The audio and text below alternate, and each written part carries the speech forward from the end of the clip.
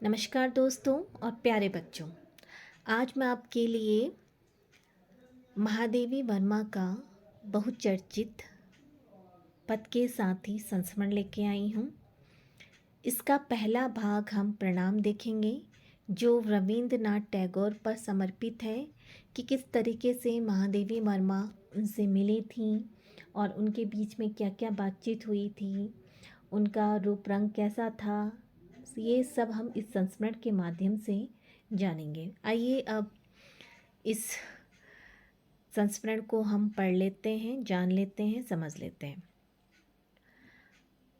महादेवी वर्मा द्वारा लिखे गए संस्मरणों का संग्रह है, जिसमें उन्होंने अपने समकालीन रचनाकारों का चित्रण किया है।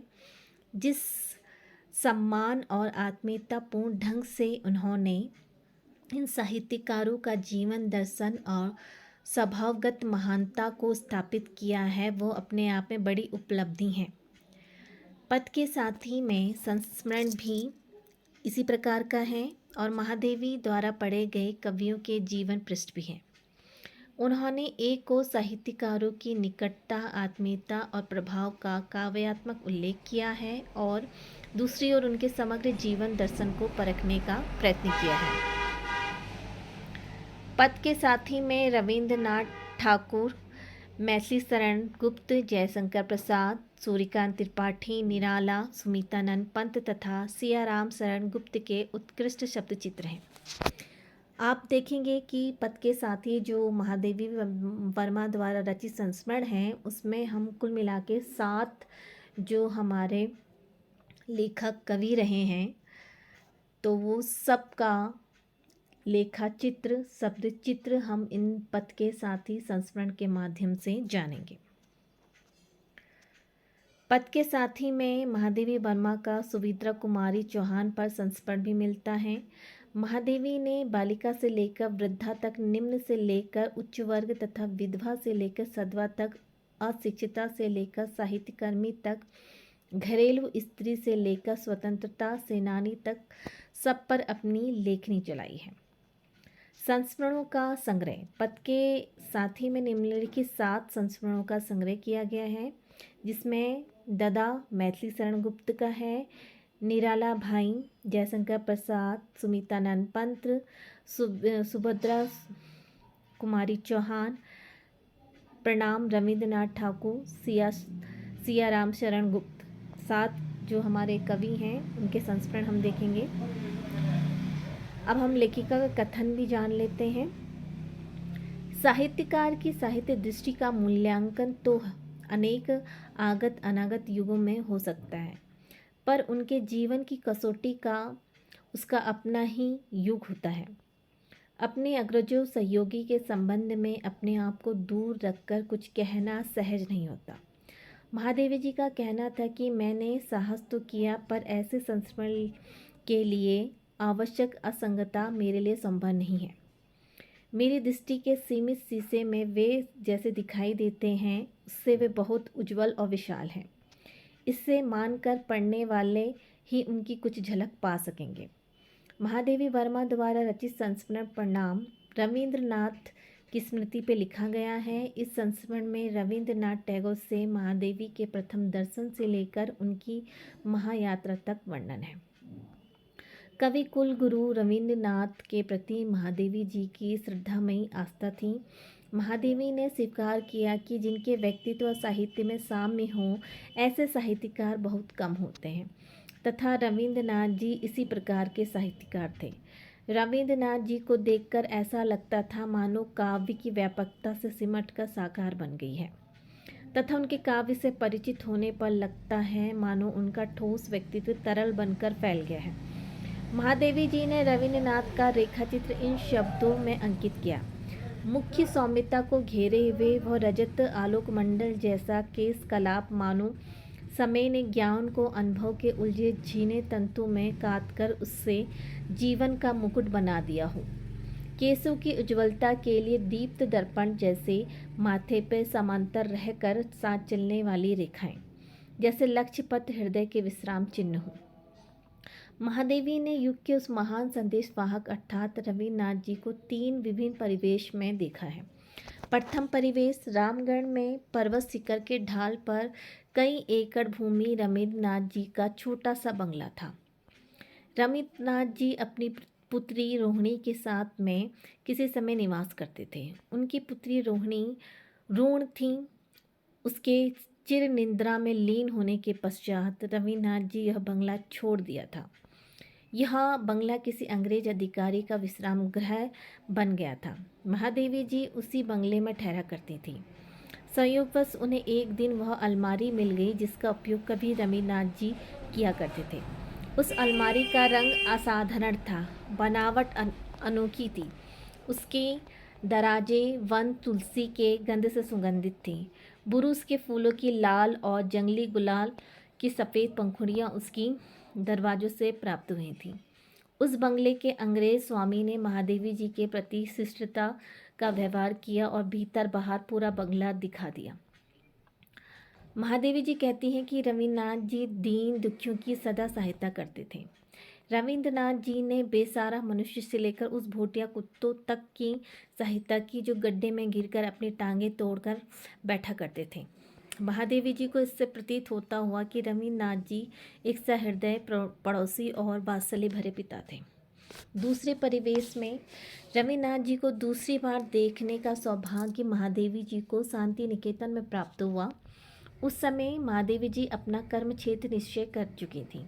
तात्पर्य यह है कि उस समय महादेवी प्रयाग महिला विद्यापीठ में अध्यापिका बन चुकी थी और कवि के रूप में साहित्य सेवा का निश्चय कर चुकी थी। शांति निकेतन में रविन्द्रनाथ जी की मिट्टी की कुटिया का नाम श्यामली था। उसमें बैठे हुए रविन्द्रनाथ जी महादेवी को ऐसे जान पड़ते थे जैसे कोई अद्भुत कर्म करने वाला शिल्पी काली मिट्टी में अपनी उज्जवल कल्पनाएं उतारने में लगा है। महादेवी जी ने रविन्द्रनाथ जी को रंगमंच पर सूत्रधार के रूप में देखा था। वे रंगमंच पर सूत्रधार की भूमिका निभा रहे थे। वह रविन्द्रनाथ जी के जीवन की संध्या का समय था। वे उस समय शांति निकेतन के लिए धन एकत्र करने के लिए प्रत्येक घर में जा रहे थे। यह देखकर महादेवी जी को ना तो आश्चर्य हुआ और न प्रसन्नता हुई। रविन्द्रनाथ जी के इस स्थिति से महादेवी को गंभीर विषाद हुआ। यह विषाद अनुभूति उनके मन में भर गई। महादेवी जी को लगा कि हमारा देश हिरण्य गर्भ धरती वाला कहलाता है। तात्पर्य यह है कि धरती में सोना छिपा होने के कारण भारत एक संपन्न देश है। यहाँ के लोग जीवन शिल्प पूरी तरह अनभिज्ञ हैं। उनके पास हिमालय के समान साधनों का विशाल ढेर है। इसके विपरीत से जो अपनी उंगलियां से सृजन करता है उसे कैसे रेगिस्तान में निकाल दिया जाता है जहाँ कोई साधन प्राप्त नहीं होता। तीसरे परिवेश रविन्द्रनाथ जी में ऐसी क्षमता थी कि जो अपनी कल्पना द्वारा जीवन के सभी क्षेत्रों में अनेक अवतारों को जन्म देती थी। इस प्रकार की क्षमता दूसरे साहित्यकारों में बहुत कम होती है। रविन्द्रनाथ जी के अनेक अभावों से दूर रहे हैं। उनके जीवन के आरंभ में ही विदेश का मार्ग खुल गया था, अर्थात विदेश में उनकी प्रसिद्धि हो गई थी। रविन्द्रनाथ जी ने जो कुछ लिखा उसका परिणाम अर्थात नाप समझने के लिए हमें यह सोचना पड़ेगा कि रविन्द्रनाथ जी ने क्या नहीं लिखा। तात्पर्य यह है कि रविन्द्रनाथ जी ने सभी विधाओं का पर्याप्त साहित्य रचना की है। रविन्द्रनाथ जी इसी प्रकार के युग दृष्टा साहित्यकार थे। जो लोग तर्क द्वारा यह सिद्ध करते हैं कि मनुष्य पशु के समान आपस में युद्ध करते रहेंगे, ऐसे लोगों को रविन्द्रनाथ जी उत्तर देते हैं। मैं उस प्राचीन समय का स्मरण दिला रहा हूँ जब प्रकृति भीमकाय जीवों राक्षसों को जन्म देती थी। उस समय कौन साहसी यह विश्वास कर सकता था कि उन भीषण दानवों का विनाश संभव है। किंतु उसके उपरांत एक आश्चर्यजनक घटना घटित हुई। अचानक शारीरिक विशालता के निशोत्सव में मानव निशास्त्री असहाय नग्न और कोमल काय वाला मानव प्रकट हुआ। कुछ समय पश्चात महादेवी जी के पास एक बंधु आए। उन्होंने मौन रहकर महादेवी जी को मिट्टी का एक पात्र दिया जिसमें रविन्द्रनाथ जी की भस्म का कुछ अंश था। यह सोचकर महादेवी जी का हृदय भर आया कि ये बंधु भीड़, पानी और आंधी से संघर्ष करके इसे लाए हैं। महादेवी जी को वह अस्थि कलश देखकर रविन्द्रनाथ जी की उस मूर्ति का स्मरण हो आया जो उन्होंने शांति निकेतन की कुटी शामली में देखी थी। रविन्द्रनाथ ठाकुर का चरित्र चित्रण भी हम देख लेते हैं। महादेवी जी ने अपने प्रणाम संस्मरण में जो रविन्द्रनाथ जी हैं उनको श्रद्धा सुमन अर्पित करते हुए रविन्द्रनाथ जी के चरित्र की विशेषताओं को उजागर किया है। पहला उनका है व्यक्तित्व साहित्य में साम्य। ऐसे साहित्यकार बहुत विरल होते हैं जिनके व्यक्तित्व और साहित्य में विचित्र समानता होती है। रविन्द्रनाथ जी इसी प्रकार के साहित्यकार थे। उनके व्यक्तित्व को देखकर ऐसा जान पड़ता था मानो उनकी काव्य की व्यापकता सिमट कर मूर्त बन गई है। दूसरा है मनुष्य होने का गर्व। रविन्द्रनाथ जी को मनुष्य होने का गर्व था। उनके मुख पर बिखरी रेखाओं के बीच भी उठी हुई सुडौल नाक उनके इस गर्व का प्रमाण थी। तीसरा है दृढ़ता और मुक्त हास्य के धनी। रविन्द्रनाथ जी के अंदर अधर निरंतर दृढ़ता का परिचय देते थे। उनके अधरों से कभी कभी हास्य की नित्य बहने वाली धारा फूट पड़ती थी। जो व्यक्ति उन्हें इस स्थिति में देखा था उसकी स्थिति बिना छेदों वाली शीला के समान बन जाती थी। महान संदेशवाहक। रविन्द्रनाथ जी महान संदेशवाहक थे। उन्होंने सभी मानवों को कल्याणकारी जीवन का संदेश दिया था। वह बेसहारा लोगों की सहायता करते थे और उन्हें जीवन जीने का एक नया संदेश देते थे। रविन्द्रनाथ जी ने रामगढ़ के आसपास रहने वाले ग्रामीणों की स्मृति को प्रभावित किया था। एक वृद्ध ने आंखों में आंसू भर कर कहा कि उस महान पड़ोसी के बिना उसके बीमार पुत्र का इलाज नहीं हो सकता था। एक बूढ़ी ग्वालिन अपनी बूढ़ी गाय पर हाथ फेर रही थी। उसने गदगद स्वर में बताया कि रविन्द्रनाथ जी अगर दवा ना देते तो उसकी गाय जीवित नहीं रहती। एक शिल्पकारी अछूत ने उनके प्रति कृतज्ञता को स्वीकार करते हुए कहा कि अगर रविन्द्रनाथ जी उसकी सहायता नहीं करते तो उसकी जली हुई झोपड़ी कभी नहीं बन सकती थी। पांचवा, महादेवी जी का सौभाग्य। महादेवी जी से अपना सौभाग्य मानती हैं कि उन्होंने अपने छात्र जीवन में रविन्द्रनाथ जी के दर्शन किए। जिस प्रकार धृतराष्ट्र ने लोहे के भीम को चूर चूर कर दिया था, उसी प्रकार कल्पना में किसी की जो मूर्ति बनाई जाती है वह प्रत्यक्ष देखने पर टूट जाती है। पर महादेवी जी के साथ ऐसा नहीं हुआ। उन्होंने रविंद्र के विषय में जो कल्पना की थी, रविन्द्रनाथ जी के प्रत्येक दर्शन करके उस कल्पना की मूर्ति में निखारा है। तात्पर्य यह है कि लोग रविन्द्रनाथ ठाकुर के विषय में जो कल्पना करते हैं, प्रत्यक्ष देखने पर वे उसे अत्यधिक प्रभावशाली प्रतीत होते हैं। छठा है शांति निकेतन में तपस्या।